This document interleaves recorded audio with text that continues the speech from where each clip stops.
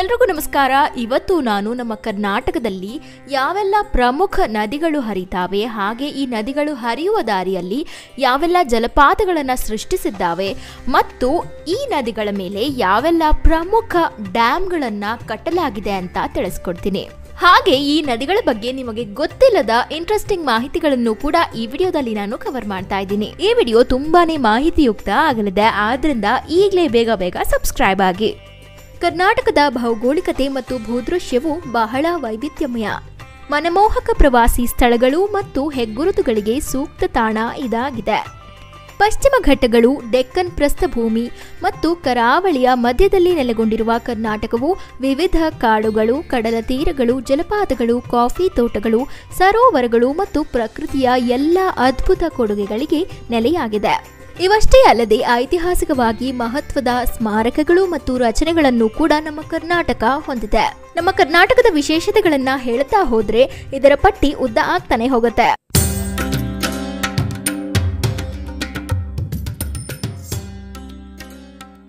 ನಮ್ಮ ಕರ್ನಾಟಕದಲ್ಲಿ ನಾವು ಪೂರ್ವಾಭಿಮುಖವಾಗಿ ಹರಿಯುವಂತಹ ನದಿಗಳನ್ನು ಕಾಣ್ತೀವಿ, ಹಾಗೆ ಪಶ್ಚಿಮಾಭಿಮುಖವಾಗಿ ಹರಿಯುವಂತಹ ನದಿಗಳನ್ನು ಕಾಣ್ತೀವಿ. ಈ ಪೂರ್ವಾಭಿಮುಖವಾಗಿ ಹರಿಯುವಂತಹ ನದಿಗಳನ್ನ ಪಶ್ಚಿಮಾಭಿಮುಖವಾಗಿ ಹರಿಯುವಂತಹ ನದಿಗಳಿಗೆ ಕಂಪೇರ್ ಮಾಡಿದ್ರೆ ಇದರ ವೇಗ ಸ್ವಲ್ಪ ಕಡಿಮೆ ಇರುತ್ತೆ. ಆ ವೇಗದಲ್ಲಿ ಇದು ಹೋಗಿ ಬಂಗಾಳ ಕೊಲ್ಲಿಯನ್ನ ಸೇರ್ಕೊಳ್ಳುತ್ತೆ. ಹಾಗಾಗಿ ಇದನ್ನ ಕೃಷಿ ಹಾಗೂ ಜಲವಿದ್ಯುತ್ ಯೋಜನೆಗಳಿಗೆ ಉಪಯೋಗಿಸಬಹುದು. ಆದರೆ ಪಶ್ಚಿಮಾಭಿಮುಖವಾಗಿ ಹರಿಯುವಂತಹ ನದಿಗಳು ತುಂಬಾ ವೇಗವನ್ನ ಹೊಂದಿರ್ತವೆ. ಯಾಕಂದ್ರೆ ಇವುಗಳು ಹರಿಯುವ ದಾರಿ ತುಂಬಾ ಕಡಿದಾಗಿರ್ತವೆ. ಅಂದ್ರೆ ಪಶ್ಚಿಮ ಘಟ್ಟಗಳ ಇಳಿಜಾರು ತುಂಬಾ ಸ್ಟೀಪ್ ಆಗಿ ಇರುತ್ತೆ. ಆದ್ರಿಂದ ನದಿಗಳು ತುಂಬಾ ವೇಗವಾಗಿ ಅರಬ್ಬಿ ಸಮುದ್ರವನ್ನ ಸೇರ್ಕೊಂಡ್ಬಿಡ್ತವೆ. ಆದ್ರಿಂದ ಇದರ ನೀರನ್ನ ಕೇವಲ ಜಲವಿದ್ಯುತ್ ಯೋಜನೆಗಳಿಗಾಗಿ ಸೀಮಿತವಾಗಿ ಇಡಲಾಗುತ್ತೆ.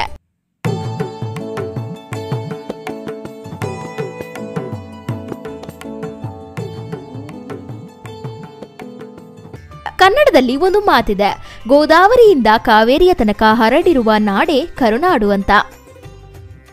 ಅದಕ್ಕೆ ಸಾಕ್ಷಿಯಂತೆ ನಮ್ಮ ಕರ್ನಾಟಕದಲ್ಲಿ ನಾವು ಒಟ್ಟು 7 ನದಿ ವ್ಯವಸ್ಥೆಗಳನ್ನ ಕಾಣಬಹುದು. ನದಿ ವ್ಯವಸ್ಥೆ ಅಂದ್ರೆ ಒಂದು ಮುಖ್ಯ ನದಿ ಹರಿತಾ ಇದ್ದು ಈ ನದಿಗೆ ಹಲವಾರು ಉಪನದಿಗಳು ಬಂದು ಸೇರೋದನ್ನ ನದಿ ವ್ಯವಸ್ಥೆ ಎಂದು ಕರೆಯಲಾಗುತ್ತೆ. ಈಗ ನಾವು ನಮ್ಮ ಕರ್ನಾಟಕದ ಉತ್ತರದ ಕಡೆಯಿಂದ ನೋಡೋದಾದ್ರೆ ನಮಗೆ ಗೋದಾವರಿ ನದಿ ವ್ಯವಸ್ಥೆ ಕಂಡು ಬರುತ್ತೆ. ಹಾಗೆ ಕೃಷ್ಣ, ಕಾವೇರಿ, ಪಶ್ಚಿಮಾಭಿಮುಖವಾಗಿ ಹರಿಯುವಂತಹ ನದಿಗಳು, ಉತ್ತರ ಪಿನಾಕಿನಿ, ದಕ್ಷಿಣ ಪಿನಾಕಿನಿ ಹಾಗೂ ಪಾಲಾ ನದಿ ವ್ಯವಸ್ಥೆಗಳನ್ನ ಕಾಣ್ತೀವಿ. ಈಗ ನಾವು ಈ ನದಿಗಳ ಬಗ್ಗೆ ಒಂದೊಂದಾಗಿನೇ ಮಾಹಿತಿಯನ್ನ ತಿಳ್ಕೊಳ್ತಾ ಹೋಗೋಣ ಬನ್ನಿ. ಗೋದಾವರಿ ನದಿಯನ್ನ ದಕ್ಷಿಣ ಭಾರತದಲ್ಲಿ ಅತಿ ಉದ್ದವಾದ ನದಿ ಅಂತಾನೆ ಹೇಳಬಹುದು. ಅದಕ್ಕೆ ನಾವು ಗೋದಾವರಿಯನ್ನ ದಕ್ಷಿಣ ಗಂಗಾ ಅಂತಾನೆ ಕರಿತೀವಿ. ಈ ನದಿ ಮಹಾರಾಷ್ಟ್ರದ ನಾಸಿಕ್ನಲ್ಲಿರುವಂತಹ ತ್ರಯಂಬಕೇಶ್ವರದಲ್ಲಿ ಹುಟ್ಟಿದ್ದು. ಅಲ್ಲಿಂದ ಶುರುವಾದ್ರೆ ಇದು ಸುಮಾರು 1465 ಕಿಲೋಮೀಟರ್ಗಳಷ್ಟು ಉದ್ದಕ್ಕೂ ಹರಿಯುತ್ತೆ, ಬಂಗಾಳ ಕೊಲ್ಲಿಯನ್ನ ಸೇರೋಕ್ಕೂ ಮುಂಚೆ. ಗೋದಾವರಿ ನದಿ ವ್ಯವಸ್ಥೆ ನಮ್ಮ ರಾಜ್ಯದಲ್ಲಿ ಕಂಡುಬರೋದು ಬೀದರ್ ಜಿಲ್ಲೆಯಲ್ಲಿ ಮಾತ್ರ. ಅಂದ್ರೆ ಗೋದಾವರಿ ನದಿ ನೇರವಾಗಿ ನಮ್ಮ ರಾಜ್ಯದಲ್ಲಿ ಹರಿಯೋದಿಲ್ಲ. ಗೋದಾವರಿಯ ಉಪನದಿಗಳಾದ ಮಾಂಜ್ರಾ ಮತ್ತು ಕಾರಂಜಾ ಹರಿಯೋದನ್ನ ಕಾಣಬಹುದು. ಗೋದಾವರಿಯ ಜಲಾನಯನ ಪ್ರದೇಶವನ್ನ ನೋಡೋದಾದ್ರೆ ಮಹಾರಾಷ್ಟ್ರ, ತೆಲಂಗಾಣ, ಛತ್ತೀಸ್ಗಢ, ನಂತರ ಆಂಧ್ರ ಪ್ರದೇಶ್, ಇದಾದ್ಮೇಲೆ ಇದು ಬಂಗಾಳ ಕೊಲ್ಲಿಯನ್ನ ಸೇರ್ಕೊಳ್ಳುತ್ತೆ. ಈಗ ನಾವು ಪ್ರಮುಖ ಡ್ಯಾಮ್ ಅನ್ನ ನೋಡೋದಾದ್ರೆ ಮಹಾರಾಷ್ಟ್ರದಲ್ಲಿ ಜಯಕ್ವಾಡಿ ಡ್ಯಾಮ್ ಅನ್ನ ಕಾಣಬಹುದು. ಗೋದಾವರಿ ನದಿಯ ಹರಿವಿನಿಂದ ಉಂಟಾಗಿರುವಂತಹ ಫೇಮಸ್ ಜಲಪಾತ ಅಂದ್ರೆ ಅದು ಸೋಮೇಶ್ವರ ಜಲಪಾತ. ಇದಿರೋದು ಮಹಾರಾಷ್ಟ್ರದಲ್ಲಿ.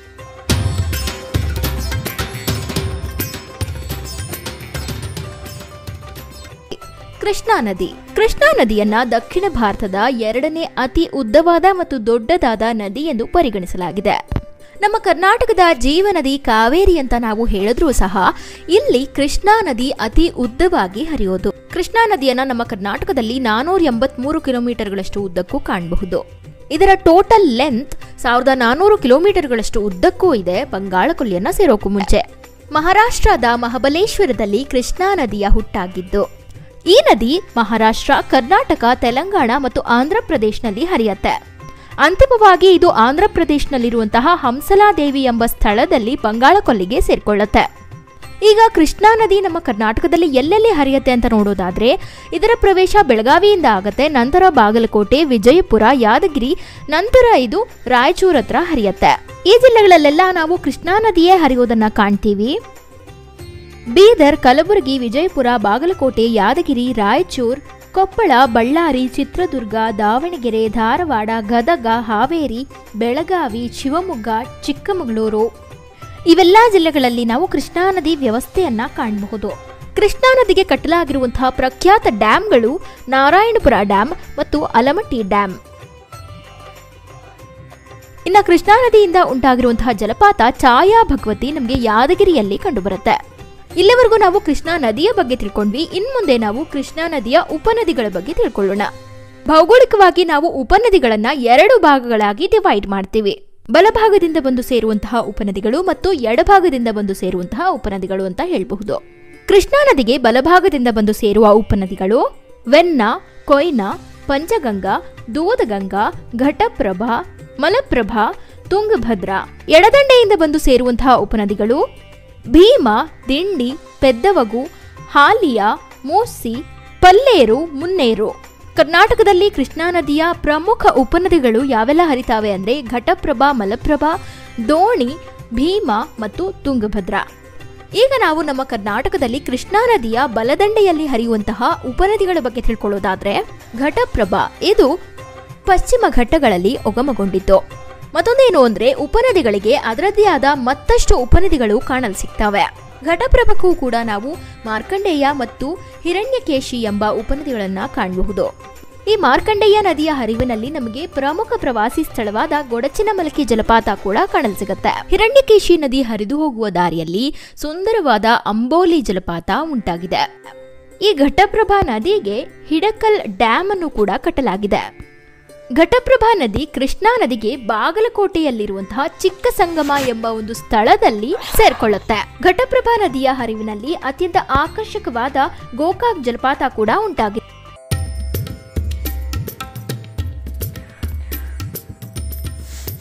ಮಲಪ್ರಭಾ ನದಿ ಇದು ಕೂಡ ಪಶ್ಚಿಮ ಘಟ್ಟಗಳಲ್ಲಿ ಉಗಮಗೊಂಡಿದ್ದು.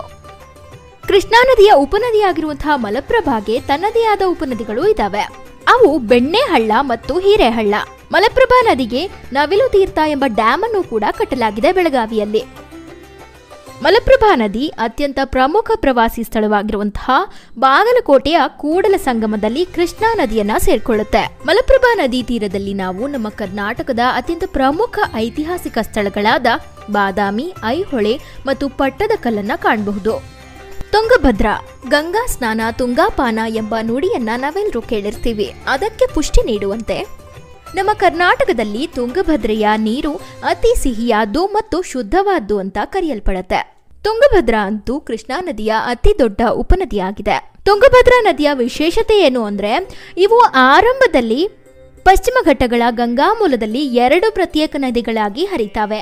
ಆದರೆ ನಂತರ ಶಿವಮೊಗ್ಗದ ಭದ್ರಾವತಿಯಲ್ಲಿ ಕೂಡಲಿ ಎಂಬ ಸ್ಥಳದಲ್ಲಿ ತುಂಗಾ ಮತ್ತು ಭದ್ರಾ 2 ನದಿಗಳು ಸಂಗಮಗೊಂಡು ತುಂಗಭದ್ರಾ ಆಗತ್ತೆ.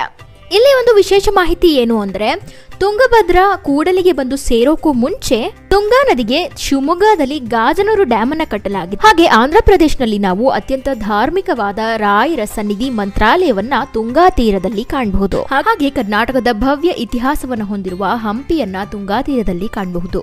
ಹಾಗೆ ತುಂಗಾ ತೀರದಲ್ಲಿ ನಾವು ನಮ್ಮ ಕರ್ನಾಟಕದ ಪ್ರಮುಖ ಧಾರ್ಮಿಕ ಕೇಂದ್ರವಾಗಿರುವ ಶೃಂಗೇರಿಯನ್ನು ಕೂಡ ಕಾಣಬಹುದು. ಹಾಗೆ ಭದ್ರಾ ನದಿಗೆ ಚಿಕ್ಕಮಗಳೂರಲ್ಲಿ ಲಕ್ಕವಳ್ಳಿ ಎಂಬ ಒಂದು ಡ್ಯಾಮ್ ಅನ್ನ ಕಟ್ಟಲಾಗಿದೆ.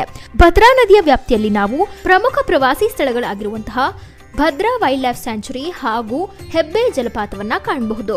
ಕೂಡಲಿಯಲ್ಲಿ ಸಂಗಮ ಆಗಿ ತುಂಗಭದ್ರಾ ಆಗಿ ಹರಿದಾದ ಮೇಲೆ ಇದಕ್ಕೆ ಕಟ್ಟಲಾದ ತುಂಗಭದ್ರಾ ಡ್ಯಾಮ್ ಅನ್ನ ನಾವು ಬಳ್ಳಾರಿಯಲ್ಲಿ ಕಾಣಬಹುದು. ಪ್ರಾಚೀನ ಕಾಲದಲ್ಲಿ ತುಂಗಭದ್ರೆಯನ್ನ ಪಂಪಾ ನದಿ ಎಂದು ಗುರುತಿಸಲಾಗ್ತಿತ್ತು. ಈಗ ನಮ್ಮ ಕರ್ನಾಟಕದಲ್ಲಿ ಕೃಷ್ಣಾ ನದಿಯ ಎಡದಂಡೆಯ ಮೇಲೆ ಹರಿಯುವಂತಹ ಉಪನದಿಯ ಬಗ್ಗೆ ತಿಳ್ಕೊಳ್ಳೋಣ. ಭೀಮಾ ನದಿ. ಈ ಭೀಮಾ ನದಿ ಮಹಾರಾಷ್ಟ್ರದ ಭೀಮಾಶಂಕರದಲ್ಲಿ ಉಗಮಗೊಳ್ಳೋದು. ಅಲ್ಲಿಂದ ಇದು ಕರ್ನಾಟಕವನ್ನ ಪ್ರವೇಶ ಮಾಡಿ ನಂತರ ರಾಯಚೂರು ಜಿಲ್ಲೆಯ ಉತ್ತರದಲ್ಲಿ ಕೃಷ್ಣಾ ನದಿಯನ್ನ ಸೇರ್ಕೊಳ್ಳುತ್ತೆ. ಕಾವೇರಿ ನದಿ ಇದು ಕೊಡಗಿನ ಬ್ರಹ್ಮಗಿರಿ ಬೆಟ್ಟದ ತಲಕಾವೇರಿಯಲ್ಲಿ ಉಗಮಗೊಂಡಿದ್ದು. ಈ ನದಿ ಪೂರ್ವಾಭಿಮುಖವಾಗಿ ಹರಿಯೋದು. ತಲಕಾವೇರಿಯಲ್ಲಿ ಉಗಮಗೊಂಡು ಕರ್ನಾಟಕ ಮತ್ತು ತಮಿಳುನಾಡು ರಾಜ್ಯದಲ್ಲಿ ಇದು ಹರಿಯುತ್ತೆ. ನಂತರ ತಮಿಳುನಾಡಿನ ಹಾದಿಯಲ್ಲಿ ಹರಿದು ಹೋಗುವಂತಹ ಕಾವೇರಿ ಕೊನೆಯದಾಗಿ ತಮಿಳುನಾಡಿನ ಕಾವೇರಿ ಪಟ್ನಂ ಬಳಿ ಬಂಗಾಳ ಕೊಲ್ಲಿಯನ್ನ ಸೇರ್ಕೊಳ್ಳುತ್ತೆ. ಇಲ್ಲಿ ಒಂದು ಇಂಟ್ರೆಸ್ಟಿಂಗ್ ಮಾಹಿತಿ ಏನು ಅಂದ್ರೆ ನಮ್ಮ ಕರ್ನಾಟಕದಲ್ಲಿ ಕೃಷ್ಣಾ ನದಿಯ ನಂತರ ಅತಿ ಹೆಚ್ಚು ಜಲಾನಯನ ಪ್ರದೇಶವನ್ನ ಉಂಟುಮಾಡಿರುವಂತಹ ನದಿ ಕಾವೇರಿ. ಕರ್ನಾಟಕದ ದಕ್ಷಿಣ ಭಾಗದಲ್ಲಿ ನಾವು ಕಾವೇರಿ ಜಲಾನಯನ ಪ್ರದೇಶವನ್ನ ಹೆಚ್ಚಾಗಿ ಕಾಣಬಹುದು. ಕೊಡಗು, ಹಾಸನ, ಚಿಕ್ಕಮಗಳೂರು, ಮೈಸೂರು, ಮಂಡ್ಯ, ಚಾಮರಾಜನಗರ, ರಾಮನಗರ, ಬೆಂಗಳೂರು ನಗರ, ಬೆಂಗಳೂರು ಗ್ರಾಮಾಂತರ, ತುಮಕೂರು, ಚಿಕ್ಕಬಳ್ಳಾಪುರದಲ್ಲೆಲ್ಲ ಕಾಣ್ತೀವಿ. ಈ ಜಿಲ್ಲೆಗಳಲ್ಲೆಲ್ಲ ನಾವು ಕಾವೇರಿ ನದಿ ವ್ಯವಸ್ಥೆಯನ್ನ ಕಾಣಬಹುದು. ಕಾವೇರಿ ನದಿಯ ಬಗ್ಗೆ ಇಂಟ್ರೆಸ್ಟಿಂಗ್ ಮಾಹಿತಿಗಳನ್ನ ತಿಳ್ಕೊಳ್ಳೋದಾದ್ರೆ, ಕಾವೇರಿ ನದಿ ತನ್ನ ಹರಿವಿನಲ್ಲಿ 3 ದೊಡ್ಡ ದ್ವೀಪಗಳನ್ನ ಉಂಟು ಮಾಡಿದೆ. ಅದರಲ್ಲಿ 2 ದ್ವೀಪಗಳಾದ ಶ್ರೀರಂಗಪಟ್ಟಣ ಮತ್ತು ಶಿವನಸಮುದ್ರವನ್ನ ನಾವು ನಮ್ಮ ಕರ್ನಾಟಕದಲ್ಲೇ ಕಾಣಬಹುದು. ಇನ್ನ ಶ್ರೀರಂಗಂ ದ್ವೀಪ ನಮಗೆ ತಮಿಳುನಾಡಲ್ಲಿ ಕಂಡುಬರುತ್ತೆ. ಇಲ್ಲಿ ಪ್ರಮುಖ ವಿಶೇಷತೆಯನ್ನ ನೋಡೋದಾದ್ರೆ, ಕಾವೇರಿ ನದಿ ಎಲ್ಲೆಲ್ಲ ಕವಲುಗಳಾಗಿ ಡಿವೈಡ್ ಆಗಿದೆಯೋ ಅಲ್ಲೆಲ್ಲ ನಾವು ದ್ವೀಪಗಳನ್ನ ಕಾಣ್ತೀವಿ. ಹಾಗೆ ಆ ದ್ವೀಪಗಳಲ್ಲಿ ಶ್ರೀರಂಗನಾಥನ ದೇವಾಲಯಗಳನ್ನ ಕಾಣೋದು ವಿಶೇಷ. ಇದಕ್ಕೆ ಆದಿರಂಗ, ಮಧ್ಯರಂಗ ಮತ್ತು ಅಂತ್ಯರಂಗ ಎಂದು ಪ್ರಾಮುಖ್ಯತೆಯನ್ನ ಕೊಡಲಾಗಿದೆ. ಕಾವೇರಿ ನದಿ ತನ್ನ ಹರಿವಿನಲ್ಲಿ 3 ಮುಖ್ಯ ಜಲಪಾತಗಳನ್ನ ಉಂಟು ಮಾಡಿದೆ. ಚುಂಚನಕಟ್ಟೆ ಧನುಷ್ಕೋಟಿ ಜಲಪಾತ, ಶಿವನ ಸಮುದ್ರದಲ್ಲಿರುವಂತಹ ಗಗನಚುಕ್ಕಿ ಮತ್ತು ಭರಚುಕ್ಕಿ ಜಲಪಾತಗಳು, ಹಾಗೆ ಹೊಗೆನಕಲ್ ಜಲಪಾತ. ಶಿವನ ಸಮುದ್ರ ಮತ್ತು ಹೊಗೆನಕಲ್ ಜಲಪಾತಗಳ ಬಗ್ಗೆ ಡೆಡಿಕೇಟೆಡ್ ವಿಡಿಯೋಗಳನ್ನು ಮಾಡಿದ್ದೀನಿ. ನಿಮಗೆ ಅದರ ಟಿಕೆಟ್ ಡೀಟೇಲ್ಸ್ ಹೇಗಿರುತ್ತೆ, ಹಾಗೆ ಅಲ್ಲಿಗೆ ಹೋದಾಗ ಎಕ್ಸ್ಪೀರಿಯನ್ಸ್ ಹೇಗಿರುತ್ತೆ ಅಂತ ತಿಳ್ಕೊಳ್ಬೇಕು ಅಂದರೆ ಆ ವಿಡಿಯೋಗಳ ಲಿಂಕನ್ನು ನಾನು ಡಿಸ್ಕ್ರಿಪ್ಷನ್ ಬಾಕ್ಸಲ್ಲಿ ಕೊಟ್ಟಿರ್ತೀನಿ. ಅದನ್ನು ಕೂಡ ಚೆಕ್ ಮಾಡಲಿಕ್ಕೆ ಮಿಸ್ ಮಾಡಬೇಡಿ. ಕಾವೇರಿ ನದಿಗಂತೂ ಐತಿಹಾಸಿಕ ವೆಲೆಸ್ಲೆ ಸೇತುವೆಯನ್ನ ಕೂಡ ಕಟ್ಟಲಾಗಿದೆ. ಇದನ್ನ ನಾವು ಶ್ರೀರಂಗಪಟ್ಟಣದಲ್ಲಿ ಕಾಣಬಹುದು. ಕಾವೇರಿಯ ಪ್ರಮುಖ ಡ್ಯಾಂಗಳು KRS, ಮೆಟ್ಟೂರ್ ಡ್ಯಾಂ ಹಾಗೂ ಕಲ್ಲನೈ ಡ್ಯಾಂ. KRS ಡ್ಯಾಂ ಬಳಿ ನೀವು ಅತ್ಯಂತ ಪ್ರೇಕ್ಷಣೀಯ ಸ್ಥಳವಾದ ಬೃಂದಾವನ್ ಗಾರ್ಡನ್ಸ್ ಅನ್ನು ಕೂಡ ಕಾಣಬಹುದು. ಅದೊಂದೇನು ಅಂದ್ರೆ, ಕಾವೇರಿ ನದಿಯ ಹರಿವು ಮೇಕೆದಾಟನ್ನ ಪ್ರವೇಶಿಸೋಕ್ಕೂ ಮುಂಚೆ ತುಂಬಾನೇ ವಿಶಾಲವಾಗಿರುತ್ತೆ. ಆದ್ರೆ ಮೇಕೆದಾಟನ್ನ ಇದು ಪ್ರವೇಶಿಸ್ತಾ ಇದ್ದ ಹಾಗೆ ಇದರ ಹರಿವು ತುಂಬಾನೇ ಕಿರಿದಾಗ್ಬಿಡತ್ತೆ. ಮೇಕೆದಾಟ ಆದ್ಮೇಲೆ ಕರ್ನಾಟಕ ಮತ್ತು ತಮಿಳುನಾಡಿನ ಗಡಿ ರೇಖೆಯಾಗಿ ಕಾವೇರಿ ನದಿ 64 ಕಿಲೋಮೀಟರ್ಗಳಷ್ಟು ಉದ್ದಕ್ಕೂ ಹರಿಯುತ್ತೆ. ಇನ್ನು ನಾವು ಕಾವೇರಿ ನದಿ ವ್ಯವಸ್ಥೆಯ ಬಗ್ಗೆ ನೋಡೋದಾದ್ರೆ, ಕರ್ನಾಟಕ, ತಮಿಳುನಾಡು, ಕೇರಳ ಮತ್ತು ಪಾಂಡಿಚೇರಿಯಲ್ಲಿ ಕಾಣ್ತೀವಿ. ಕಾವೇರಿಯ ಎಡದಂಡೆಯಲ್ಲಿ ಹರಿಯುವಂತಹ ನದಿಗಳು ಹಾರಂಗಿ, ಹೇಮಾವತಿ, ಲೋಕಪಾವನಿ, ಶಿಂಷಾ ಹಾಗೂ ಅರ್ಕಾವತಿ. ಕಾವೇರಿಯ ಬಲದಂಡೆಯಲ್ಲಿ ಹರಿಯುವಂತಹ ನದಿಗಳು ಲಕ್ಷ್ಮಣ ತೀರ್ಥ, ಕಬಿನಿ, ಭವಾನಿ, ಅಮರಾವತಿ. ಎಡದಂಡೆಯಲ್ಲಿ ಹರಿಯುವಂತಹ ಉಪನದಿಗಳ ಬಗ್ಗೆ ತಿಳ್ಕೊಳ್ಳೋಣ. ಈ ಹಾರಂಗಿ ನದಿ ಕೊಡಗಿನ ಪುಷ್ಪಗಿರಿ ಬೆಟ್ಟದಲ್ಲಿ ಉಗಮಗೊಳ್ಳುತ್ತೆ. ಅಂತಿಮವಾಗಿ ಇದು ಕೊಡಗಿನ ಕುಶಾಲ್ ನಗರದ ಕೊಡಿಗೆ ಎಂಬ ಹಳ್ಳಿ ಹತ್ರ ಕಾವೇರಿ ನದಿಯನ್ನ ಸೇರುತ್ತೆ. ಇದರ ಪ್ರಮುಖ ಡ್ಯಾಂ ಹಾರಂಗಿ ಡ್ಯಾಂ. ಹೇಮಾವತಿ ನದಿ ಚಿಕ್ಕಮಗಳೂರಲ್ಲಿ ಉಗಮಗೊಳ್ಳುತ್ತೆ. ನಂತರ ಇದು KRS ಜಲಾಶಯದ ಸಮೀಪದಲ್ಲಿ ಕಾವೇರಿ ನದಿಯನ್ನ ಸೇರುತ್ತೆ. ಇದರ ಪ್ರಮುಖ ಡ್ಯಾಂ ಆದ ಗೊರೂರು ಡ್ಯಾಂ ಅನ್ನ ನಾವು ಹಾಸನದಲ್ಲಿ ಕಾಣಬಹುದು. ಇಲ್ಲಿ ನಾವು ಹೇಮಾವತಿಗೆ ಅದರದ್ದೇ ಆದ ಉಪನದಿಯಾದ ಯಗಾಚಿಯನ್ನು ಕೂಡ ಕಾಣಬಹುದು. ಇದಕ್ಕೂ ಕೂಡ ಬೇಲೂರಿನ ಬಳಿ ಯಗಾಚಿ ಡ್ಯಾಮ್ ಅನ್ನ ನಿರ್ಮಿಸಲಾಗಿದೆ. ಯಗಾಚಿ ನದಿಯಂತೂ ನಮ್ಮ ಕರ್ನಾಟಕದ ಐತಿಹಾಸಿಕ ಸ್ಥಳಗಳಾದ ಬೇಲೂರು ಮತ್ತು ಹಳೇಬೀಡಿನ ಮೂಲಕ ಹರಿದು ಹೋಗೋದನ್ನು ನಾವು ಕಾಣಬಹುದು. ಶಿಂಷಾ ನದಿ ಕಾವೇರಿ ನದಿಯ ಮತ್ತೊಂದು ಪ್ರಮುಖ ಉಪನದಿ. ಇದು ತುಮಕೂರಿನ ತಿಪ್ಟೂರ್ ಹತ್ರ ಉಗಮಗೊಳ್ಳುತ್ತೆ. ಈ ಶಿಂಷಾ ನದಿ ಮಳವಳ್ಳಿ ಬಳಿ ಕಾವೇರಿಯೊಂದಿಗೆ ಸಂಗಮಗೊಳ್ಳುತ್ತೆ. ಇದಕ್ಕೆ ತುಮಕೂರಲ್ಲಿ ಮಾರ್ಕನಹಳ್ಳಿ ಡ್ಯಾಮ್ ಅನ್ನು ಕೂಡ ನಿರ್ಮಿಸಲಾಗಿದೆ. ಅರ್ಕಾವತಿ ನದಿ ನಂದಿದುರ್ಗದಲ್ಲಿ ಉಗಮಗೊಂಡಿದ್ದು. ಈ ನದಿಗೆ ನಾವು ಪ್ರಮುಖವಾಗಿ ಮಂಚನಬೆಲೆ ಡ್ಯಾಂ ಮತ್ತು ತಿಪ್ಪಗೊಂಡನಹಳ್ಳಿ ಡ್ಯಾಮ್ ಅನ್ನ ಕಾಣಬಹುದು. ಬಲದಂಡೆಯಲ್ಲಿ ಹರಿಯುವಂತಹ ಉಪನದಿಗಳ ಬಗ್ಗೆ ತಿಳ್ಕೊಳ್ಳೋಣ. ಲಕ್ಷ್ಮಣತೀರ್ಥ ನದಿ ಕೊಡಗಿನ ದೇವಸಿ ಬೆಟ್ಟದಲ್ಲಿ ಉಗಮಗೊಂಡಿದ್ದು. ಇದು ಕೊನೆಯದಾಗಿ KRS ಬಳಿ ಕಾವೇರಿ ನದಿಯನ್ನ ಸೇರ್ಕೊಳ್ಳುತ್ತೆ. ಲಕ್ಷ್ಮಣತೀರ್ಥ ನದಿಯ ಹರಿವಿನಲ್ಲಿ ಪ್ರಮುಖ ಪ್ರವಾಸಿ ತಾಣವಾದ ಇರುಪ್ಪು ಜಲಪಾತವನ್ನು ಕೂಡ ನಾವು ಕಾಣಬಹುದು. ಕಾವೇರಿಯ ಮತ್ತೊಂದು ಪ್ರಮುಖ ಉಪನದಿ ಕಬಿನಿ ಅಥವಾ ಕಪಿಲಾ ಅಂತ ಕೂಡ ಕರೀಬಹುದು. ಇದು ಉಗಮಗೊಂಡಿದ್ದು ಕೇರಳದ ಉತ್ತರ ವೈನಾಡ್ನಲ್ಲಿ. ಕೇರಳದಲ್ಲಿ ಉಗಮಗೊಂಡು ಇದು ಮುಂದೆ ಕರ್ನಾಟಕವನ್ನ ಪ್ರವೇಶಿಸುತ್ತೆ. ಅಂತಿಮವಾಗಿ ಇದು ಮೈಸೂರಿನ ಟಿ ನರಸೀಪುರದ ಬಳಿ ಕಾವೇರಿಯೊಂದಿಗೆ ಸಂಗಮಗೊಳ್ಳುತ್ತೆ. ಈ ಸಂಗಮವನ್ನ ನಾವು ಟಿ ನರಸೀಪುರದಲ್ಲಿರುವಂತಹ ಪ್ರಮುಖ ದೇವಾಲಯವಾದ ಗುಂಜಾ ಲಕ್ಷ್ಮೀ ನರಸಿಂಹಸ್ವಾಮಿ ದೇವಾಲಯದಲ್ಲಿ ಕಾಣಬಹುದು. ಈ ದೇವಾಲಯದ ಎದುರುಗಡೆ ಅಂತೂ ನೀವು 3 ನದಿಗಳ ಸಂಗಮವನ್ನ ಕಾಣಬಹುದು. ಕಾವೇರಿ, ಕಬಿನಿ ಹಾಗೂ ಗುಪ್ತಗಾಮಿನಿಯಾಗಿ ಹರಿತಾ ಇರುವಂತಹ ಸ್ಫಟಿಕ ಸರೋವರ. ಇದರ ಬಗ್ಗೆ ನಾನೊಂದು ಡೆಡಿಕೇಟೆಡ್ ವಿಡಿಯೋನು ಕೂಡ ಮಾಡಿದ್ದೀನಿ. ಅದರ ಲಿಂಕ್ ಅನ್ನು ನಾನು ಡಿಸ್ಕ್ರಿಪ್ಷನ್ ಬಾಕ್ಸ್ ಅಲ್ಲಿ ಕೊಡಿರ್ತೀನಿ, ಚೆಕ್ ಮಾಡ್ಲಿಕ್ಕೆ ಮಿಸ್ ಮಾಡಬೇಡಿ. ಈಗ ಇನ್ನು ಕಬಿನಿ ನದಿಗೆ ಕಬಿನಿ ಡ್ಯಾಮ್ ಅನ್ನು ಕೂಡ ನಿರ್ಮಿಸಲಾಗಿದೆ. ಕಬಿನಿ ನದಿಯ ಮತ್ತೊಂದು ವಿಶೇಷತೆ ಏನು ಅಂದ್ರೆ, ಕರ್ನಾಟಕದ ಅತ್ಯಂತ ಪ್ರಮುಖ ಮತ್ತು ಧಾರ್ಮಿಕ ಕೇಂದ್ರವಾದ ನಂಜನಗೂಡು ಕಬಿನಿ ನದಿಯ ತೀರದಲ್ಲೇ ಇರೋದು. ಕಬಿನಿ ನದಿಯ ಹರಿವಿನಲ್ಲಿ ನಾವು ನಾಗರಹೊಳೆ ನ್ಯಾಷನಲ್ ಪಾರ್ಕ್ ಅನ್ನ ಕಾಣಬಹುದು. ಕಬಿನಿ ಬ್ಯಾಕ್ ವಾಟರ್ಸ್ ಅನ್ನ ಕಾಣಬಹುದು. ಕಬಿನಿ ವೈಲ್ಡ್ ಲೈಫ್ ಸಫಾರಿನೂ ಕೂಡ ನಾವು ನೋಡ್ತೀವಿ. ಇವೆಲ್ಲ ಕಬಿನಿ ನದಿ ವ್ಯಾಪ್ತಿಯಲ್ಲಿ ಬರುವಂತಹ ಅತ್ಯಂತ ಪ್ರಮುಖ ಪ್ರವಾಸಿ ಆಕರ್ಷಣೆಗಳಾಗಿವೆ. ಇವೆಲ್ಲ ಉಪನದಿಗಳನ್ನ ನಾವು ಕರ್ನಾಟಕದಲ್ಲಿ ಹರಿಯೋದನ್ನ ಕಾಣ್ತೀವಿ. ಹಾಗೆ ತಮಿಳುನಾಡಲ್ಲಿ ಭವಾನಿ ನದಿ, ನೋಯಲ್ ನದಿ, ಅಮರಾವತಿ ಮತ್ತು ಮೋಯರ್ ನದಿಗಳನ್ನ ಕಾಣಬಹುದು. ಕಾವೇರಿ ನದಿ ನಮ್ಮ ಕರ್ನಾಟಕದಲ್ಲಿ 320 ಕಿಲೋಮೀಟರ್ಗಳಷ್ಟು ಉದ್ದಕ್ಕೂ ಹರಿಯುತ್ತೆ. ಪಶ್ಚಿಮಾಭಿಮುಖ ನದಿ ವ್ಯವಸ್ಥೆ. ಕೃಷ್ಣಾ ಮತ್ತು ಕಾವೇರಿಯ ನಂತರ 3ನೇ ಅತಿ ದೊಡ್ಡ ನದಿ ವ್ಯವಸ್ಥೆ ಅಂದ್ರೆ ಅದು ಪಶ್ಚಿಮಾಭಿಮುಖವಾಗಿ ಹರಿಯುವಂತಹ ನದಿ ವ್ಯವಸ್ಥೆ.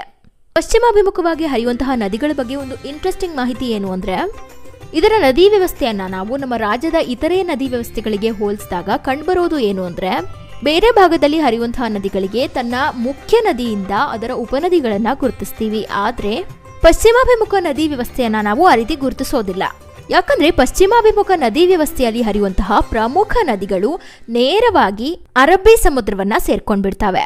ಈ ಪಶ್ಚಿಮಾಭಿಮುಖ ನದಿ ವ್ಯವಸ್ಥೆ ನಮ್ಮ ರಾಜ್ಯದಲ್ಲಿ ಬೆಳಗಾವಿ, ಧಾರವಾಡ, ಉತ್ತರ ಕನ್ನಡ, ಶಿವಮೊಗ್ಗ, ಉಡುಪಿ, ದಕ್ಷಿಣ ಕನ್ನಡ ಮತ್ತು ಕೊಡಗಿನಲ್ಲೆಲ್ಲ ಕಂಡುಬರುತ್ತೆ. ಪಶ್ಚಿಮಾಭಿಮುಖವಾಗಿ ಹರಿಯುವಂತಹ ನದಿಗಳು ಯಾವುವು ಅಂತ ನೋಡೋದಾದ್ರೆ ಕಾಳಿ ನದಿ, ಶರಾವತಿ ನದಿ, ನೇತ್ರಾವತಿ, ಗಂಗಾವಳಿ, ಅಘನಾಶಿನಿ, ಸೀತಾ, ವಾರಾಹಿ, ಬರ್ಪೋಳೆ ಮತ್ತು ಮಹದಾಯಿ ನದಿಗಳನ್ನ ಕಾಣಬಹುದು. ಈಗ ಈ ಎಲ್ಲಾ ನದಿಗಳ ಬಗ್ಗೆ ತಿಳ್ಕೊಳ್ತಾ ಹೋಗೋಣ. ಕಾಳಿ ನದಿ ಉಗಮಗೊಂಡಿದ್ದು ಉತ್ತರ ಕನ್ನಡದ ಡಿಗ್ಗಿ ಎಂಬ ಸ್ಥಳದಲ್ಲಿ.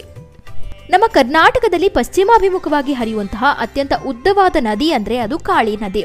ಇದು ಸುಮಾರು 184 ಕಿಲೋಮೀಟರ್ಗಳಷ್ಟು ಉದ್ದಕ್ಕೂ ಹರಿಯುತ್ತೆ. ಅಂತಿಮವಾಗಿ ಈ ನದಿ ಕಾರವಾರದ ಸಮೀಪ ಅರಬ್ಬಿ ಸಮುದ್ರಕ್ಕೆ ಸೇರ್ಕೊಳ್ಳುತ್ತೆ. ಇಲ್ಲಿ ಮತ್ತೊಂದು ಇಂಟ್ರೆಸ್ಟಿಂಗ್ ಮಾಹಿತಿ ಏನು ಅಂದ್ರೆ, ಕರ್ನಾಟಕದಲ್ಲಿ ಅತ್ಯಂತ ವೇಗವಾಗಿ ಹರಿಯುವಂತಹ ನದಿ ಕಾಳಿ ನದಿ. ಯಾಕಂದ್ರೆ ನೀವು ಗಮನಿಸಿರ್ತೀರಾ, ಪಶ್ಚಿಮ ಘಟ್ಟಗಳ ಬೆಟ್ಟಗಳನ್ನ ನೀವು ನೋಡಿದಾಗ ತುಂಬಾ ಉದ್ದುದ್ದವಾಗಿ ಇರ್ತವೆ. ಹಾಗಾಗಿ ಇದು ಕಡಿದಾದ ಇಳಿಜಾರುಗಳಲ್ಲಿ ಹರಿಯೋದ್ರಿಂದ ಇದರ ವೇಗ ಜಾಸ್ತಿ ಇರುತ್ತೆ. ಹಾಗೆ ಈ ನದಿಯನ್ನ ನಾವು ಕಪ್ಪುಶಿಲಾ ಮೇಲ್ಮೈಯುಳ್ಳ ನದಿ ಎಂದು ಕೂಡ ಕರೀಬಹುದು. ಹಾಗೆ ಮತ್ತೊಂದು ವಿಶೇಷತೆ ಏನು ಅಂದ್ರೆ, ನಮ್ಮ ರಾಜ್ಯದಲ್ಲಿ ನಾವು ಅಂಶಿ ರಾಷ್ಟ್ರೀಯ ಉದ್ಯಾನವನ, ಅಂಶಿ ದಾಂಡೇಲಿ ಹುಲಿ ಸಂರಕ್ಷಣಾ ತಾಣ ಹಾಗೂ ದಾಂಡೇಲಿ ವನ್ಯಜೀವಿ ಧಾಮದ ಮೂಲಕ ಕಾಳಿ ನದಿ ಹರಿದು ಹೋಗುವುದನ್ನ ಕಾಣಬಹುದು. ಕಾಳಿ ನದಿಯಂತೂ ರಿವರ್ ರಾಫ್ಟಿಂಗ್ಗೆ ನಮ್ಮ ರಾಜ್ಯದಲ್ಲಿ ಹೆಚ್ಚು ಪ್ರಸಿದ್ಧಿಯನ್ನ ಕೂಡ ಪಡ್ಕೊಂಡಿದೆ. ಕಾಳಿ ನದಿ ಉತ್ತರ ಕನ್ನಡ ಜಿಲ್ಲೆಯ ಮೂಲಕ ಹರಿದು ಹೋಗುವಾಗ ಲಾಲ್ಗುಳಿ ಎಂಬ ಅದ್ಭುತವಾದ ಜಲಪಾತವನ್ನು ಕೂಡ ಉಂಟು ಮಾಡಿದೆ. ಮತ್ತೊಂದೇನು ಅಂದ್ರೆ, ಪಶ್ಚಿಮಾಭಿಮುಖವಾಗಿ ಹರಿಯುವಂತಹ ನದಿಗಳೆಲ್ಲ ಸಾಕಷ್ಟು ಪ್ರಮುಖ ಜಲಪಾತಗಳನ್ನ ಸೃಷ್ಟಿಸಿದ್ದಾವೆ. ಇನ್ನು ಕಾಳಿ ನದಿಯ ಉಪನದಿಯಾಗಿರುವಂತಹ ಸೊರಬ್ಬಿ ಹಳ್ಳ ನದಿಯಿಂದ ಅತ್ಯಂತ ಆಕರ್ಷಕವಾದ ಸಾತೋಡಿ ಜಲಪಾತವೂ ಕೂಡ ಉಂಟಾಗಿದೆ. ಹಾಗೆ ನಮ್ಮ ರಾಜ್ಯದಲ್ಲಿ ನಾವು ಶರಾವತಿಯ ನಂತರ ಅತಿ ಹೆಚ್ಚು ಜಲವಿದ್ಯುತ್ ಉತ್ಪಾದನೆಯನ್ನ ಕಾಳಿ ನದಿಯಿಂದಾನೇ ಪಡ್ಕೊಳ್ತೀವಿ. ಇದರ ಪ್ರಮುಖ ಡ್ಯಾಂಗಳು Supa dam, Bommanahalli dam, Kodasalli dam ಹಾಗೂ ಕದ್ರಾ ಡ್ಯಾಂ. ಹಾಗೆ ನಾವು ಉತ್ತರ ಕನ್ನಡ ಜಿಲ್ಲೆಯಲ್ಲಿ ಶಿವಪುರ ಹ್ಯಾಂಗಿಂಗ್ ಬ್ರಿಡ್ಜ್ ಅನ್ನು ಕೂಡ ಕಾಣಬಹುದು. ಇದನ್ನ ಕಾಳಿ ನದಿಯ ಮೇಲೆ ಕಟ್ಟಲಾಗಿದೆ. ಪಶ್ಚಿಮಾಭಿಮುಖ ನದಿ ವ್ಯವಸ್ಥೆಯಲ್ಲಿ ಬರುವಂತಹ ಮತ್ತೊಂದು ಪ್ರಮುಖ ಗಂಗಾವಳಿ ನದಿ. ಈ ನದಿ ಧಾರವಾಡದ ಸೋಮೇಶ್ವರ ಕುಂಡ ಎಂಬ ಸ್ಥಳದ ಬಳಿ ಉಗಮಗೊಳ್ಳೋದು. ಆದ್ರೆ ಉಗಮದಲ್ಲಿ ಈ ನದಿಯನ್ನ ಶಾಲ್ಮಲಾ ಎಂಬ ಹೆಸರಿನಲ್ಲಿ ಗುರುತಿಸಲಾಗುತ್ತೆ. ನಂತರ ಇದು ಬೇಡ್ತಿ ಎಂಬ ಹೆಸರನ್ನ ಪಡೆದುಕೊಳ್ಳುತ್ತೆ. ಒಟ್ಟು ಈ ನದಿ 3 ಹೆಸರುಗಳಲ್ಲಿ ಗುರುತಿಸಲ್ಪಡುತ್ತೆ. ಧಾರವಾಡದಲ್ಲಿ ಇದನ್ನ ಶಾಲ್ಮಲಾ ಎಂದು ಗುರುತಿಸಲಾಗುತ್ತೆ. ಹಾಗೆ ಉತ್ತರ ಕನ್ನಡ ಜಿಲ್ಲೆಯ ಘಟ್ಟದ ಮೇಲ್ಭಾಗದಲ್ಲಿ ಇದನ್ನ ಬೇಡ್ತಿ ಅಂತ ಕರೆಯಲಾಗುತ್ತೆ ಹಾಗೂ ಘಟ್ಟದ ಕೆಳಭಾಗದಲ್ಲಿ ಇದನ್ನ ಗಂಗಾವಳಿ ಎಂದು ಗುರುತಿಸಲಾಗುತ್ತೆ. ಅಂತಿಮವಾಗಿ ಇದು ಗಂಗಾವಳಿಯ ಬಳಿ ಅರಬ್ಬಿ ಸಮುದ್ರವನ್ನ ಸೇರ್ಕೊಳ್ಳುತ್ತೆ. ಬೇಡ್ತಿ ನದಿಯ ಹರಿವಿನಲ್ಲಿ ನಾವು ಅತ್ಯಂತ ಆಕರ್ಷಕವಾದ ಮಾಗೋಡು ಜಲಪಾತ ಉಂಟಾಗಿರೋದನ್ನು ಕೂಡ ಕಾಣಬಹುದು. ಅಘನಾಶಿನಿ ನದಿ ಅಥವಾ ಇದನ್ನ ತದ್ರಿ ಅಂತ ಕೂಡ ಕರೆಯಲಾಗುತ್ತೆ. ಈ ನದಿ ಶಿರಸಿಯಲ್ಲಿ ಉಗಮಗೊಂಡು ನಂತರ 2 ಹೊಳೆಗಳಾಗಿ ಹರಿದು ಮಟ್ಟೆಹಳ್ಳಿಯ ಬಳಿ ಸಂಗಮಗೊಂಡು ಅಘನಾಶಿನಿ ಎಂಬ ಹೆಸರನ್ನ ಪಡೆದುಕೊಳ್ಳುತ್ತೆ. ಅಂತಿಮವಾಗಿ ಇದು ತದಡಿ ಬಳಿ ಅರಬ್ಬಿ ಸಮುದ್ರವನ್ನ ಸೇರ್ಕೊಳ್ಳುತ್ತೆ. ಅಘನಾಶಿನಿ ನದಿಯಿಂದ ಅತ್ಯಂತ ಪ್ರಮುಖ ಮತ್ತು ಆಕರ್ಷಕವಾದ ಉಂಚಳ್ಳಿ ಜಲಪಾತ ಕೂಡ ಉಂಟಾಗಿದೆ. ಇದನ್ನ ಲುಶಿಂಗ್ಟನ್ ಜಲಪಾತ ಎಂದು ಕೂಡ ಕರೆಯಲಾಗುತ್ತೆ.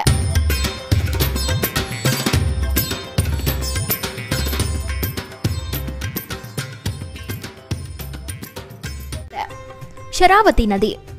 ಶರಾವತಿ ನದಿ ಶಿವಮೊಗ್ಗ ಜಿಲ್ಲೆಯ ಅಂಬುತೀರ್ಥದಲ್ಲಿ ಉಗಮಗೊಳ್ಳೋದು. ಈ ನದಿ ಶಿವಮೊಗ್ಗ ಮತ್ತು ಉತ್ತರ ಕನ್ನಡ ಜಿಲ್ಲೆಯ ಗಡಿಭಾಗದಲ್ಲಿ ಜಗತ್ಪ್ರಸಿದ್ಧ ಜೋಗ ಜಲಪಾತವನ್ನ ಉಂಟು ಮಾಡಿದೆ. ಅಂತಿಮವಾಗಿ ಈ ನದಿ ಹೊನ್ನಾವರದ ಬಳಿ ಅರಬ್ಬಿ ಸಮುದ್ರವನ್ನ ಸೇರಿಕೊಳ್ಳುತ್ತೆ. ವಿಶೇಷ ಮಾಹಿತಿ ಏನು ಅಂದ್ರೆ, ಶರಾವತಿ ನದಿಯಿಂದ ನಮ್ಮ ರಾಜ್ಯದಲ್ಲಿ ಅತಿ ಹೆಚ್ಚು ಜಲವಿದ್ಯುತ್ ಉತ್ಪಾದನೆಗಳನ್ನ ಮಾಡಲಾಗಿದೆ. ಇದರ ಪ್ರಮುಖ ಡ್ಯಾಂಗಳು ಹಿರೇಭಾಸ್ಕರ dam, Linganamakki dam, Gerusoppe dam. ನಮ್ಮ ಕರ್ನಾಟಕದ ಅತಿ ದೊಡ್ಡ ಜಲಾಶಯ ಲಿಂಗನಮಕ್ಕಿ ಜಲಾಶಯ. ಇದನ್ನ ಹೈಯೆಸ್ಟ್ ಸ್ಟೋರೇಜ್ ಉಳ್ಳ ಜಲಾಶಯ ಅಂತ ಕೂಡ ಕರೀಬಹುದು. ಇದರ ಸ್ಟೋರೇಜ್ ಕೆಪಾಸಿಟಿ 151 TMC. ಲಿಂಗನಮಕ್ಕಿಯಿಂದ ನೀರನ್ನ ರಿಲೀಸ್ ಮಾಡಿದಾಗ ಜೋಗ ಜಲಪಾತ ಅಂತೂ ತುಂಬಿ ನಮ್ಮ ಕಣ್ಣುಗಳಿಗೆ ದೃಶ್ಯ ವೈಭವವನ್ನ ಉಣಬಡಿಸುತ್ತೆ. ಶರಾವತಿ ನದಿಪಾತ್ರದಲ್ಲಿ ಬರುವಂತಹ ಅತ್ಯಂತ ಪ್ರಮುಖ ಪ್ರವಾಸಿ ತಾಣ Sharavathi valley wildlife sanctuary. Netravati ನದಿ ಇದು ಚಿಕ್ಕಮಗಳೂರಿನ ಬಲ್ಲಾಳರಾಯನದುರ್ಗದ ಬಳಿ ಉಗಮಗೊಳ್ಳುತ್ತೆ. ದಕ್ಷಿಣ ಕನ್ನಡ ಜಿಲ್ಲೆಯಲ್ಲಿ ಹರಿಯುವಂತಹ ಅತಿ ಉದ್ದವಾದ ನದಿ ಅಂದ್ರೆ ಅದು ನೇತ್ರಾವತಿ ನದಿ. ಅಂತಿಮವಾಗಿ ಈ ನದಿ ಮಂಗಳೂರಿನ ಸಮೀಪ ಅರಬ್ಬಿ ಸಮುದ್ರಕ್ಕೆ ಸೇರ್ಕೊಳ್ಳುತ್ತೆ. ಈ ನದಿಯ ಹರಿವಿನಲ್ಲಿ ನಾವು ಅತ್ಯಂತ ಪ್ರಖ್ಯಾತಿಗೊಂಡಿರುವ ಬಂಡಾಜೆ ಜಲಪಾತವನ್ನು ಕೂಡ ಕಾಣ್ತೀವಿ. ಈ ಜಲಪಾತವನ್ನ ನಾವು ಚಾರ್ಮುಡಿ ಘಾಟ್ನಲ್ಲಿ ಕಾಣಬಹುದು. ಈ ನದಿಗೂ ಕೂಡ ಸಾಕಷ್ಟು ಉಪನದಿಗಳು ಉಂಟಾಗಿದ್ದಾವೆ. ಚಾರ್ಮುಡಿ, ಶಿಶಿಲ, ಪಾಲ್ಗುಣಿ, ಕುಮಾರಧಾರ. ಈ ಕುಮಾರಧಾರ ನದಿಯ ಹರಿವಿನಲ್ಲಿ ನಾವು ಸಕಲೇಶಪುರದ ಬಳಿ ಇರುವಂತಹ ಅತ್ಯಂತ ಪ್ರೇಕ್ಷಣೀಯ ಸ್ಥಳವಾಗಿರುವಂತಹ ಮಲ್ಲಳ್ಳಿ ಜಲಪಾತ ಉಂಟಾಗಿರುವುದನ್ನು ಕೂಡ ಕಾಣಬಹುದು. ನಮ್ಮ ಕರ್ನಾಟಕದ ಅತ್ಯಂತ ಧಾರ್ಮಿಕ ಮತ್ತು ಪ್ರಮುಖ ಕೇಂದ್ರವಾಗಿರುವಂತಹ ಧರ್ಮಸ್ಥಳ ನೇತ್ರಾವತಿ ನದಿ ತೀರದಲ್ಲೇ ಕಂಡುಬರೋದು. ಹಾಗೆ ಮತ್ತೊಂದು ಪ್ರಮುಖ ಧಾರ್ಮಿಕ ಕೇಂದ್ರವಾಗಿರುವಂತಹ ಕುಕ್ಕೆ ಸುಬ್ರಹ್ಮಣ್ಯ ಕುಮಾರಧಾರ ನದಿ ತೀರದಲ್ಲಿ ಕಂಡುಬರುತ್ತೆ. ವಾರಾಹಿ ನದಿ ಈ ನದಿ ಶಿವಮೊಗ್ಗ ಜಿಲ್ಲೆಯಲ್ಲಿ ಉಗಮಗೊಳ್ಳುತ್ತೆ. ಉಗಮದ ಸಮಯದಲ್ಲಿ ಇದನ್ನ ವಾರಾಹಿ ಅಂತಾನೆ ಕರೆಯಲಾಗುತ್ತೆ.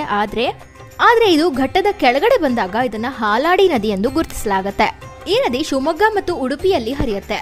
ಹಾಗೆ ಈ ನದಿ ಶಿವಮೊಗ್ಗದಲ್ಲಿರುವಂತಹ ಅತ್ಯಂತ ಸುಂದರವಾದ ಕುಂಚಿಕಲ್ ಜಲಪಾತವನ್ನು ಕೂಡ ಉಂಟು ಮಾಡಿದೆ. ಇಲ್ಲಿ ಒಂದು ವಿಶೇಷವಾದ ಮಾಹಿತಿ ಏನು ಅಂದ್ರೆ, ಕುಂಚಿಕಲ್ ಜಲಪಾತ ಹಲವಾರು ಸ್ಟೇಜ್ಗಳ ಮೂಲಕ ಹಾದು ಹೋಗುತ್ತೆ. ಆ ಎಲ್ಲಾ ಸ್ಟೇಜ್ಗಳನ್ನು ನಾವು ಕೌಂಟ್ ಮಾಡಿದಾಗ ಇದು ಜೋಗ ಜಲಪಾತಕ್ಕಿಂತ ಎತ್ತರದಿಂದ ಹರಿಯೋದನ್ನ ಕಾಣ್ತೀವಿ. ಸೀತಾ ನದಿ ಪಶ್ಚಿಮಾಭಿಮುಖ ನದಿ ವ್ಯವಸ್ಥೆಯಲ್ಲಿ ಬರುವಂತಹ ಅತ್ಯಂತ ಪ್ರಮುಖ ನದಿಗಳಲ್ಲಿ ಇದು ಕೂಡ ಒಂದು. ಈ ನದಿ ಆಗುಂಬೆ ಘಾಟ್ನ ಮೂಲಕ ಹರಿದು ಹೋಗಿ ನಂತರ ಉಡುಪಿ ಜಿಲ್ಲೆಯನ್ನ ಪ್ರವೇಶ ಮಾಡುತ್ತೆ. ಈ ಆಗುಂಬೆ ಘಾಟ್ ಬಗ್ಗೆ ನಾನೊಂದು ಡೆಡಿಕೇಟೆಡ್ ವಿಡಿಯೋ ಮಾಡಿದ್ದೀನಿ. ಆ ವಿಡಿಯೋದ ಲಿಂಕ್ ಅನ್ನು ನಾನು ಡಿಸ್ಕ್ರಿಪ್ಷನ್ ಬಾಕ್ಸ್ ಅಲ್ಲಿ ಕೊಟ್ಟಿರ್ತೀನಿ. ಅದನ್ನು ಕೂಡ ಚೆಕ್ ಮಾಡಲಿಕ್ಕೆ ಮರಿಲೇಬೇಡಿ. ಆಗುಂಬೆ ಘಾಟ್ನ ಮೂಲಕ ಹರಿಯುವಂತಹ ಈ ನದಿ ಆಕರ್ಷಕವಾದ ಬರ್ಕಾನಾ ಜಲಪಾತವನ್ನು ಕೂಡ ಉಂಟು ಮಾಡಿದೆ. ಅಂತಿಮವಾಗಿ ಇದು ಉಡುಪಿ ಜಿಲ್ಲೆಯ ಹಂಗರಕಟ್ಟೆಯ ಬಳಿ ಅರಬ್ಬಿ ಸಮುದ್ರವನ್ನ ಸೇರ್ಕೊಳ್ಳುತ್ತೆ. ಮಹದಾಯಿ ನದಿ ಈ ನದಿ ಬೆಳಗಾವಿ ಜಿಲ್ಲೆಯ ದೇಗಾಂವ್ ಎಂಬ ಗ್ರಾಮದ ಬಳಿ ಉಗಮಗೊಂಡಿದ್ದು. ಅಲ್ಲಿ ಉಗಮವಾದ ಈ ನದಿ ಪಶ್ಚಿಮಾಭಿಮುಖವಾಗಿ ಹರಿದು ಗೋವಾ ರಾಜ್ಯವನ್ನ ತಲುಪುತ್ತೆ. ಈ ನದಿ ಬೆಳಗಾವಿಯಿಂದ ಗೋವಾ ರಾಜ್ಯವನ್ನ ಪ್ರವೇಶಿಸುವಂತಹ ಸ್ಥಳದಲ್ಲಿ ಭೀಮ್ಗಢ್ ವನ್ಯಜೀವಿ ಧಾಮವನ್ನು ಕೂಡ ನಾವು ಕಾಣಬಹುದು. ಇದರ ಪ್ರಮುಖ ಉಪನದಿಗಳು ಕಳಸಾ ಮತ್ತು ಬಂಡೂರಿ. ಮಹದಾಯಿ ನದಿಯನ್ನ ಗೋವಾದಲ್ಲಿ ಮಾಂಡವಿ ನದಿ ಎಂದು ಗುರುತಿಸಲಾಗುತ್ತೆ. ಇದನ್ನಂತೂ ಗೋವಾದ ಜೀವನದಿ ಎಂದೇ ಹೇಳಲಾಗುತ್ತೆ. ಮಹದಾಯಿ ನದಿ 2 ಪ್ರಮುಖ ಜಲಪಾತಗಳನ್ನ ಉಂಟು ಮಾಡಿದೆ. ಕರ್ನಾಟಕದಲ್ಲಿ ವಜ್ರಪೋಹ ಜಲಪಾತ ಹಾಗೂ ಗೋವಾದಲ್ಲಿ ದೂದ್ ಸಾಗರ ಜಲಪಾತ. ನಮ್ಮ ಕರ್ನಾಟಕದಲ್ಲಿ ಇನ್ನು ಸಾಕಷ್ಟು ಪಶ್ಚಿಮಾಭಿಮುಖವಾಗಿ ಹರಿಯುವಂತಹ ನದಿಗಳಿವೆ. ಆದ್ರೆ ನಾನು ಇಲ್ಲಿ ಬರೀ ಪ್ರಮುಖವಾದ ನದಿಗಳ ಬಗ್ಗೆ ಹೇಳಿದ್ದೀನಿ ಅಷ್ಟೇ. ಉತ್ತರ ಪಿನಾಕಿನಿ ಇದರ ಹುಟ್ಟು ಚಿಕ್ಕಬಳ್ಳಾಪುರದ ನಂದಿದುರ್ಗ ಶ್ರೇಣಿಯ ಚೆನ್ನಕೇಶವ ಬೆಟ್ಟದ ಮೇಲೆ ಆಗಿದ್ದು. ಉತ್ತರ ಪಿನಾಕಿನಿ ಮತ್ತು ದಕ್ಷಿಣ ಪಿನಾಕಿನಿ ನದಿಗಳು ಒಟ್ಟು 597 ಕಿಲೋಮೀಟರ್ಗಳಷ್ಟು ಉದ್ದಕ್ಕೂ ಹರಿಯುತ್ತವೆ. ಇವು ಕರ್ನಾಟಕ ಮತ್ತು ಆಂಧ್ರಪ್ರದೇಶನಲ್ಲಿ ಹರಿಯೋದು. ನಂತರ ಪೂರ್ವಾಭಿಮುಖವಾಗಿ ಹರಿದು ಬಂಗಾಳ ಕೊಲ್ಲಿಯನ್ನ ಸೇರತ್ತೆ. ಈ ನದಿಗಳು ನಮ್ಮ ಕರ್ನಾಟಕದಲ್ಲಿ ಕೇವಲ 48 ಕಿಲೋಮೀಟರ್ಗಳಷ್ಟು ಮಾತ್ರ ಹರಿಯೋದು. ನಂತರ ಇದು ಆಂಧ್ರಪ್ರದೇಶ ಮೂಲಕ ಹರಿದು ಹೋಗುತ್ತೆ. ಇದರ ಪ್ರಮುಖ ಉಪನದಿಗಳು ಜಯಮಂಗಳಿ, ಚಿತ್ರಾವತಿ, ಪಾಪಾಗ್ನಿ ಮತ್ತು ಚೆಯ್ಯೂರು. ಡ್ಯಾಂಗಳನ್ನ ನೋಡೋದಾದ್ರೆ ಅನಂತಸಾಗರ ಡ್ಯಾಂ, ತೀತಾ ಡ್ಯಾಂ ಮತ್ತು ಚೆಯ್ಯೂರು ಡ್ಯಾಂ ಮುಖ್ಯ ಪಾತ್ರವನ್ನ ವಹಿಸ್ತವೆ. ಉತ್ತರ ಪಿನಾಕಿನಿಯ ಉಪನದಿಯಾದ ಜಯಮಂಗಲಿ ನದಿಯ ಮೇಲೇನೆ ತೀತಾ ಡ್ಯಾಂ ಅನ್ನ ಕಟ್ಟಲಾಗಿರೋದು. ಈ ತೀತಾ ಡ್ಯಾಮ್ ಅನ್ನ ನಾವು ನಮ್ಮ ಕರ್ನಾಟಕದಲ್ಲೇನೆ ಕಾಣಬಹುದು. ಇದಕ್ಕೆ ಹತ್ತಿರವಾಗಿರುವಂತಹ ಪ್ರಮುಖ ಆಕರ್ಷಣೆ ಅಂದ್ರೆ ಅದು ಗೊರವನಹಳ್ಳಿ ಮಹಾಲಕ್ಷ್ಮಿ ದೇವಾಲಯ. ಈ ಡ್ಯಾಮ್ ಮತ್ತು ಅದರ ಅಕ್ಕಪಕ್ಕ ಇರುವಂತಹ ಆಕರ್ಷಣೆಗಳನ್ನ ನೀವು ಕಾಣಬೇಕು ಅಂದ್ರೆ ಅದರ ಡೆಡಿಕೇಟೆಡ್ ವಿಡಿಯೋನ ನಾನು ಈ ವಿಡಿಯೋದ ಡಿಸ್ಕ್ರಿಪ್ಷನ್ ಬಾಕ್ಸ್ ಅಲ್ಲಿ ಕೊಟ್ಟಿರ್ತೀನಿ. ಅದನ್ನು ಕೂಡ ಚೆಕ್ ಮಾಡ್ಲಿಕ್ಕೆ ಮಿಸ್ ಮಾಡಬೇಡಿ. ಇದರ ಪ್ರಮುಖ ಜಲಪಾತಗಳು ಪೆಂಚಲಕೋಣ ಜಲಪಾತ ಹಾಗೂ ಬಟ್ರೇಪಲ್ಲಿ ಜಲಪಾತ. ದಕ್ಷಿಣ ಪಿನಾಕಿನಿ ಇದನ್ನ ಸೌತ್ ಪೆನ್ನಾರ್ ಅಂತ ಕೂಡ ಕರೀತೀವಿ. ಇದರ ಹುಟ್ಟು ಕೂಡ ಚಿಕ್ಕಬಳ್ಳಾಪುರದ ನಂದಿದುರ್ಗ ಶ್ರೇಣಿಯ ಚೆನ್ನಕೇಶವ ಬೆಟ್ಟದ ಮೇಲೆ ಆಗಿದ್ದು. ನಾನೀಗಾಗಲೇ ಹೇಳಿದ ಹಾಗೆ ಪೆನ್ನಾರ್ ನದಿಗಳು ನಮ್ಮ ಕರ್ನಾಟಕದಲ್ಲಿ ತುಂಬಾ ಕಡಿಮೆ ಹರಿಯೋದು. ದಕ್ಷಿಣ ಪಿನಾಕಿನಿ ನದಿಗಳು ಕರ್ನಾಟಕ, ಆಂಧ್ರಪ್ರದೇಶ, ತಮಿಳುನಾಡು ಮತ್ತು ಪುದುಚೇರಿಯಲ್ಲಿ ಹರಿತಾವೆ. ಇದು ಪುದುಚೇರಿಯಲ್ಲೇನೆ ಬಂಗಾಳ ಕೊಲ್ಲಿಯನ್ನ ಸೇರ್ಕೊಳ್ಳುತ್ತೆ. ಇದರ ಉಪನದಿಗಳನ್ನ ನಾವು ಚಿಕ್ಕಬಳ್ಳಾಪುರ, ಕೋಲಾರ, ಬೆಂಗಳೂರು ಗ್ರಾಮಾಂತರ ಹಾಗೂ ಬೆಂಗಳೂರು ನಗರದಲ್ಲಿ ಕಾಣಬಹುದು. ಇದಕ್ಕೆ ಅಡ್ಡಲಾಗಿ ಕಟ್ಟಿರುವಂತಹ ಪ್ರಮುಖ ಡ್ಯಾಂಗಳು ಅಂದ್ರೆ ಅದು ಬುಗ್ಗವಂಕ ಡ್ಯಾಂ ಮತ್ತು ಬುಕ್ಕಪಟ್ನಂ ಡ್ಯಾಂ. ಪಾಲಾರ್ ನದಿ ವ್ಯವಸ್ಥೆ ಈ ನದಿ ಚಿಕ್ಕಬಳ್ಳಾಪುರದ ನಂದಿದುರ್ಗದಲ್ಲಿ ಹುಟ್ಟಿದ್ದು. ಇದು ಕರ್ನಾಟಕ, ಆಂಧ್ರಪ್ರದೇಶ ಮತ್ತು ತಮಿಳುನಾಡಲ್ಲೆಲ್ಲ ಹರಿಯುತ್ತೆ. ಕೊನೆಯದಾಗಿ ಇದು ಬಂಗಾಳ ಕೊಲ್ಲಿಯನ್ನ ಸೇರ್ಕೊಳ್ಳುತ್ತೆ. ಇದಾಗಿತ್ತು ಇವತ್ತಿನ ಮಾಹಿತಿ. ಈ ಮಾಹಿತಿಗಳೆಲ್ಲ ನಿಮಗೆ ಉಪಯುಕ್ತವಾದಲ್ಲಿ ಈ ವಿಡಿಯೋನ ನಿಮ್ಮ ಫ್ರೆಂಡ್ಸ್ ಅಂಡ್ ಫ್ಯಾಮಿಲಿಗೆ ಶೇರ್ ಮಾಡಲಿಕ್ಕೆ ಮಿಸ್ ಮಾಡಲೇಬೇಡಿ.